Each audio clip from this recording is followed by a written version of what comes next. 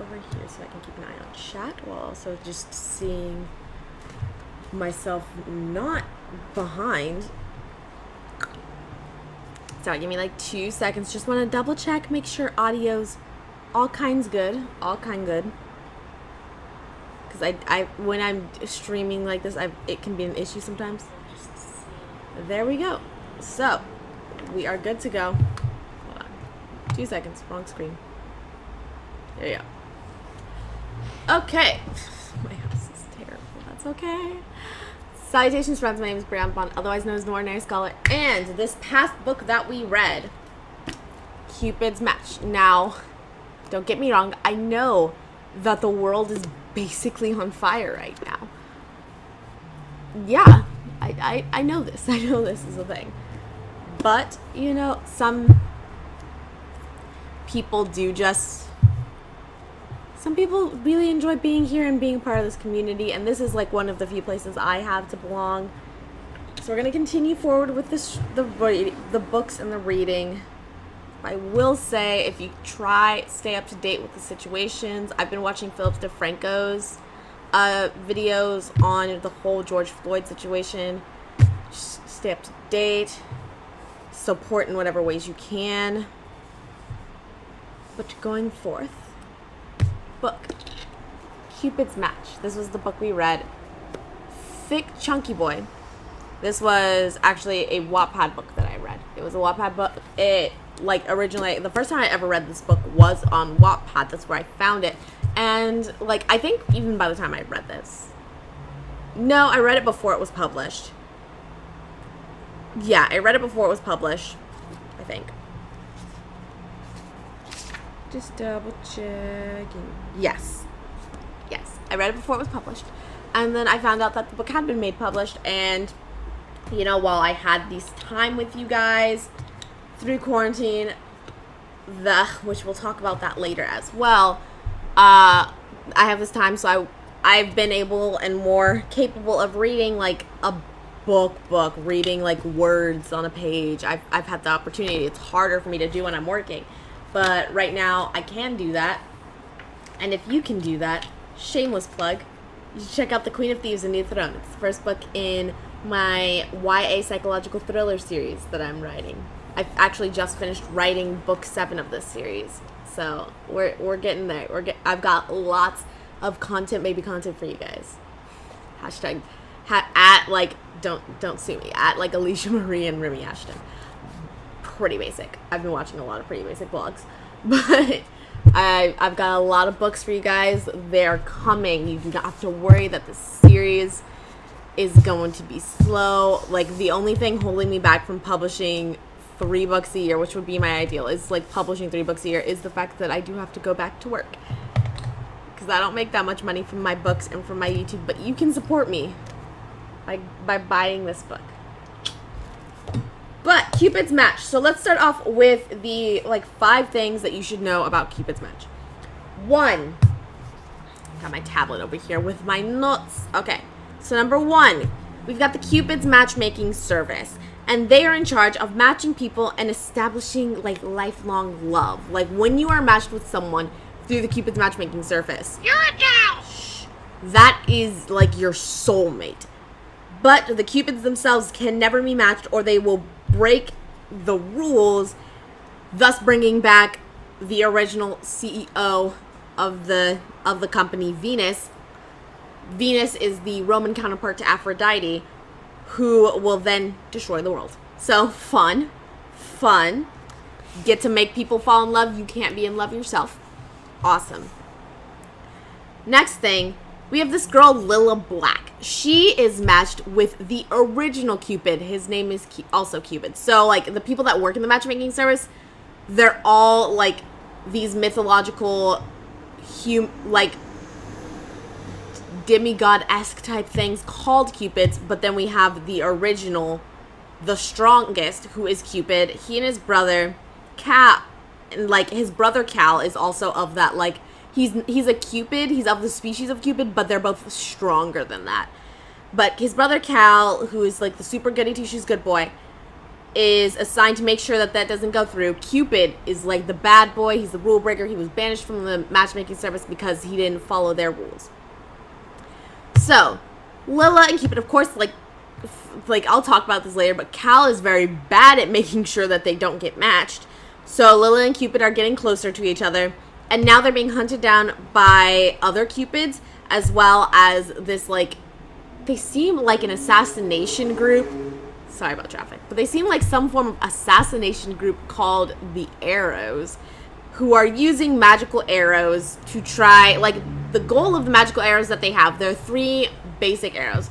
And the goal of them is one of these arrows can turn a human into a Cupid, and then if you get shot with it again, it kills you. And so that's what their goal is, to do that to Lila.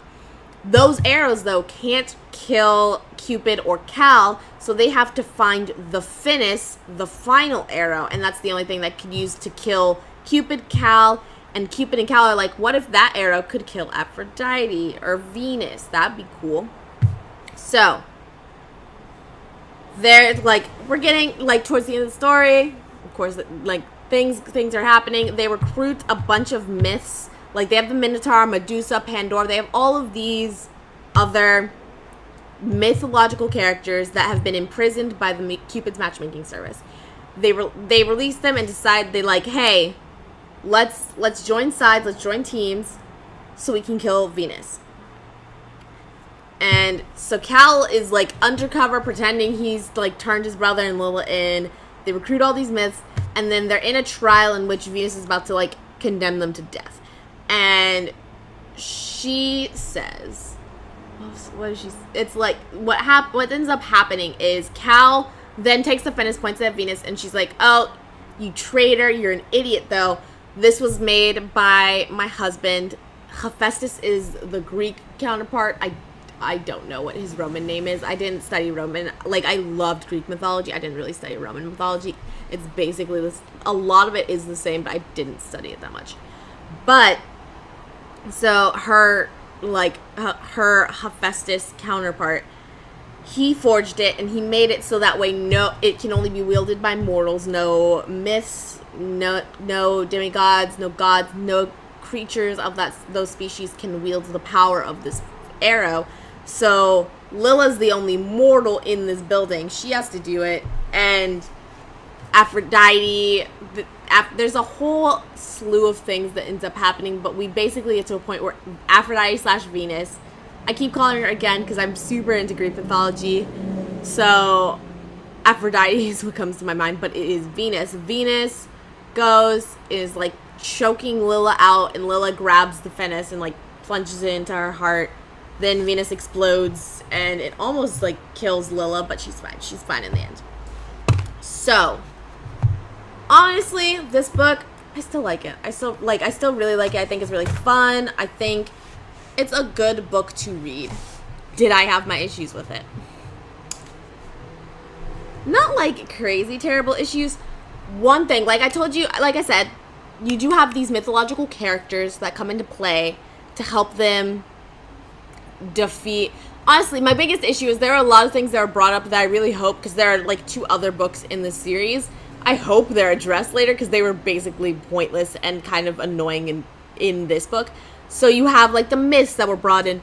Like, you really don't even see much of them like fighting, much of them when they're fighting in there. Every character gets like they do one thing, and then you move on to the next, and then you go back to the main characters in the story. So I feel like the myths are extremely wasted in this story, especially the Minotaur, because there's like so much development almost of the Minotaur.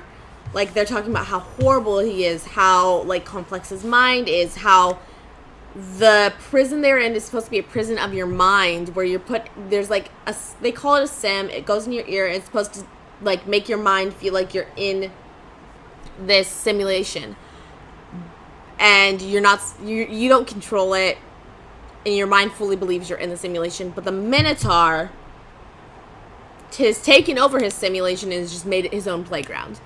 And so, like, they give so much development to him, like, they make him very bloodthirsty, but then they also have this relationship up, like, with him and with one of the, like, lesser characters that they go into, and I almost, like, I'm fairly certain her name is Crystal. I'm fairly certain that they're hinting that the Minotaur and Crystal are matched.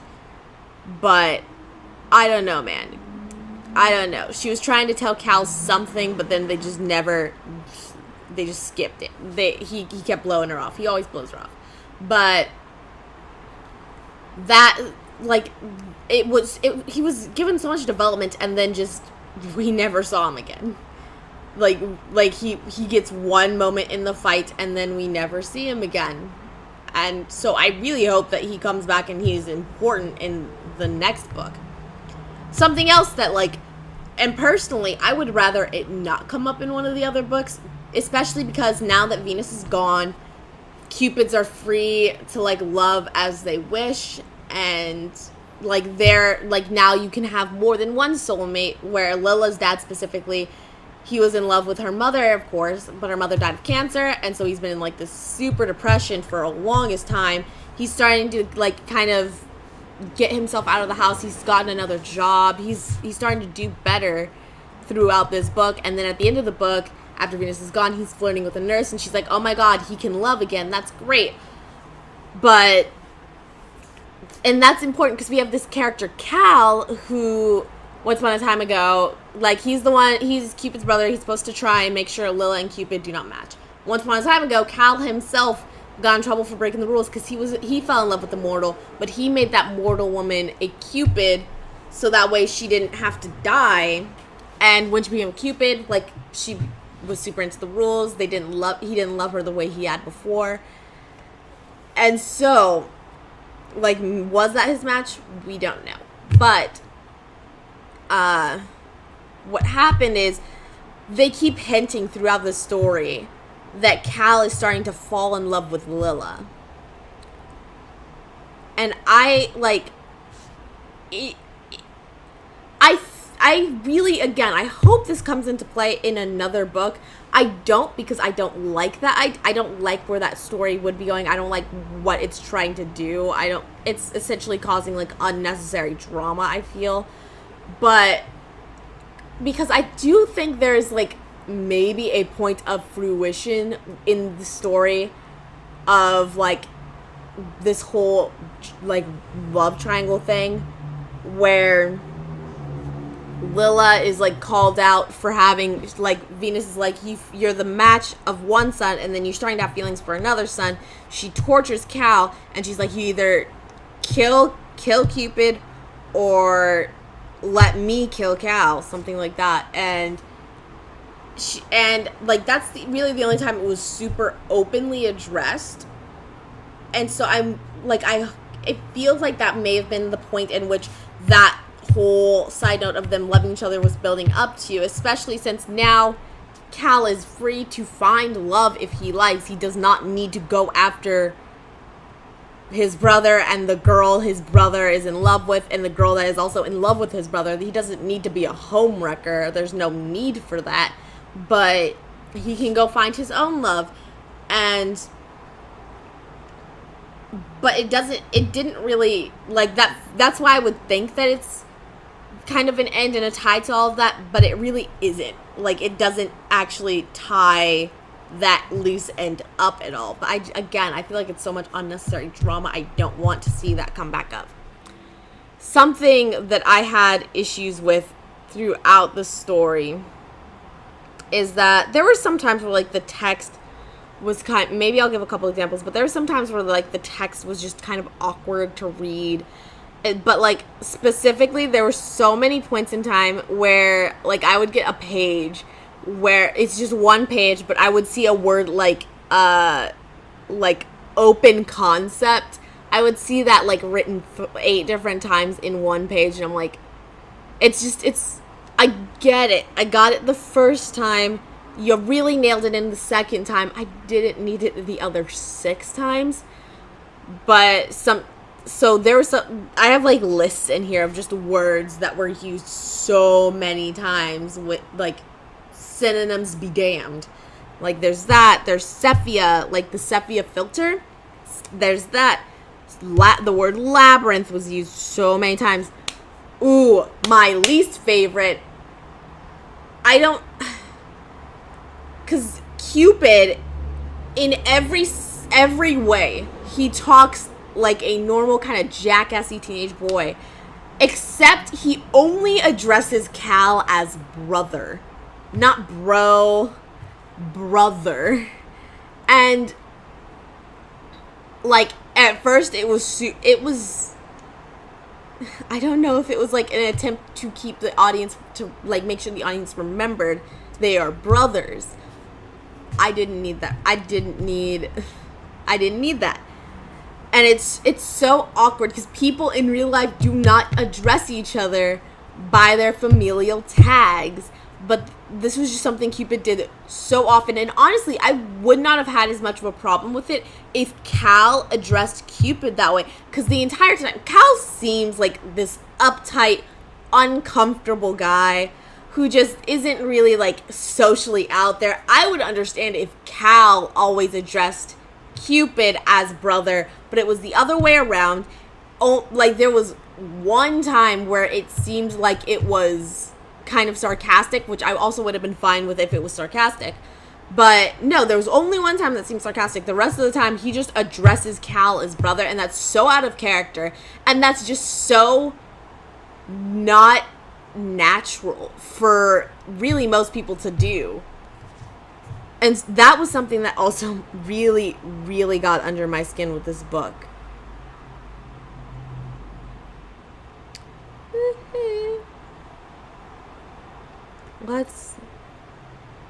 Here's one, because I wanted to talk about some places where like text was kind of clunky and awkward.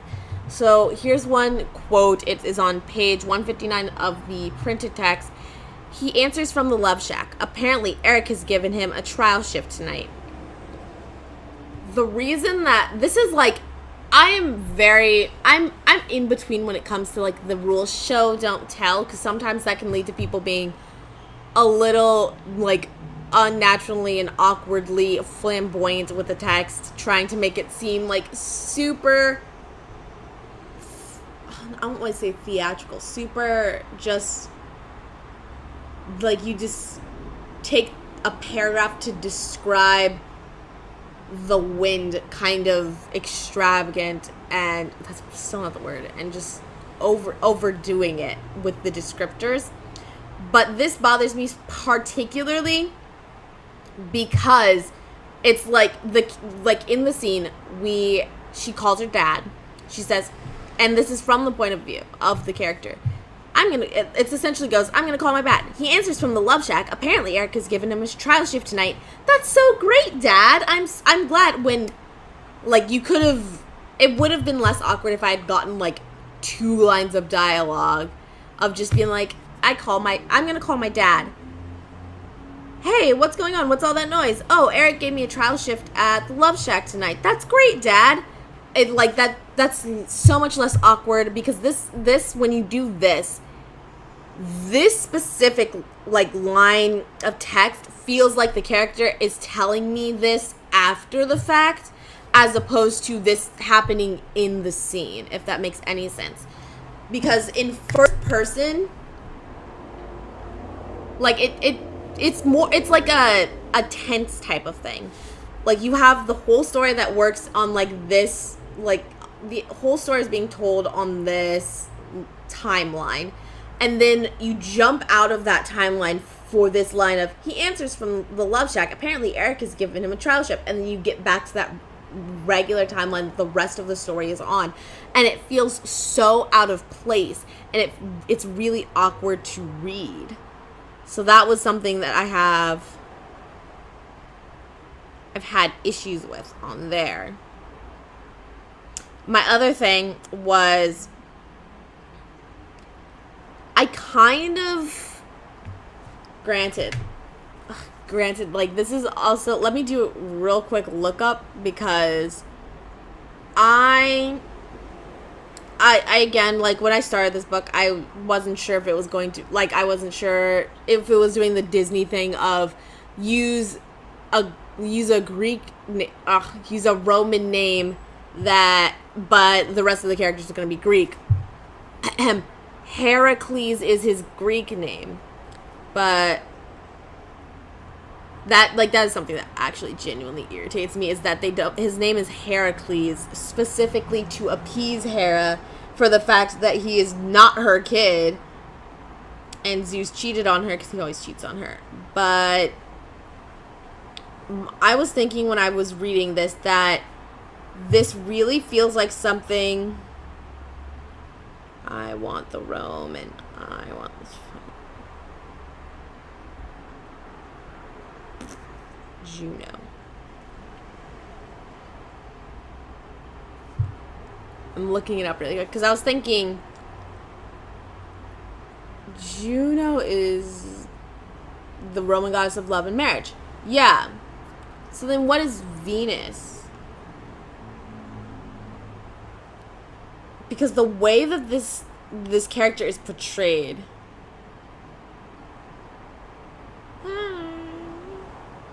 I felt like it would have been better if it had been Juno or Hera, because they're the goddess of marriage. And that would be... Yeah, so I was right. The equivalents in Roman are right. So I thought that it would have made more sense. Granted, you would have to find a way to like tie in Cupid and whatnot, but it would make more sense if the goddess that had been in charge of all of this had been Hera or Juno, who is the goddess of love and marriage. Specifically because of like, you only get one shot at love, you have one soulmate, whereas like Venus is the goddess of lust, of desire, of sex.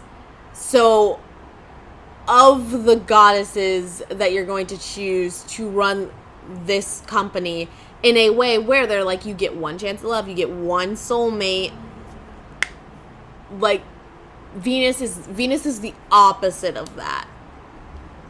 But Hera is the goddess of love, goddess of marriage, who like has a husband that regularly cheats on her, but she's never stepped out on him. So that would make more sense to me, personality-wise, why they're so conservative.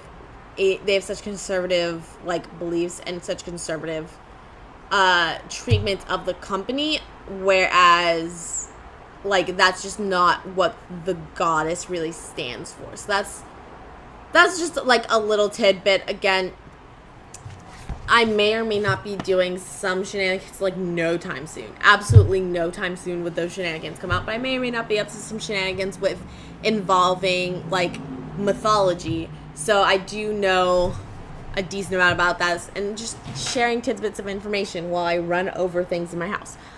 So getting into the end of this, I do want to have some quick chat-ums with you guys. So as you know, COVID, all that stuff, I've been on quarantine for the past couple of months, and that's again why I've been able to read so many like big books, reading books like iced paper, why I haven't really gotten into, I've been kind of saving graphic novels for the time we're getting into now. Hopefully this is a safe time to start opening up, but Hawaii is reopened, and so I'm going back to work, and therefore there's a good chance I'm just not gonna have the time that I need in order to get all this reading done. And I also don't want to like overstress myself, burn myself out trying to read a ton of things just for the sake of trying to pretend that the normal I had in quarantine and the time and the abilities and like just the way I was able to perform in quarantine is just going to be different. I'm not going to be able to perform the same way now that I'm going back to work, because I'm cutting down my time that I can work on these types of things to 4 days a week, and then 3 days a week I'm essentially at work all day long. So we are going to go back to reading. Like, I don't think if I'm going to read a longer book, it's going to have to be an audiobook. But the next one, I don't think I'm necessarily going to hop back, because I know I was kind of, for a while, going back and forth just between Kill Shakespeare, and Caverns and Creatures, Critical Failures, which I will say I love Critical Failures, and I can't wait to read the next book. but I understand that I've just been going back and forth between those for a while, so we're going to give those a second as well. Like, I probably just won't get into them this coming month, but I will say I do have a book in mind. It's actually going to be a graphic novel that I do want to read for the next stream that we do. And I have something in mind, again, just to keep y'all on your toes. I will be posting it on my Instagram. So thank you so much for hanging out with me during quarantine. We are going to see what life is going to be like and what we're able to keep doing afterwards. So, like I said, if you want to support me, if you like me being able to read the bigger books, and if you would like potentially be interested in me reading and doing book live streams, because if I was able to do this full time, I would probably do a book live stream every single week. If that's something that you would be interested in, then you should help support me by telling all your friends and family about the Queen of Thieves and Throne psych thriller series. Love it. Big fan. I think it's really good, but I'm pretty biased. So you can tell them about that. You can also support me at Patreon. There, you can support me for as little as $2 a month. Whatever you can do does help. But you get first chapters of the books early. You get to see the covers early. My YouTube videos, actually right after this, I'm going to be posting one of my YouTube videos up a week ahead of time just for them over there. And we get to have all kinds of chats. Might even start, when we get more people over there on Patreon, might start letting you guys like recommend books and stuff for me. So it's all fun. It's all fun. But yeah, that's all I had for today. So until next time.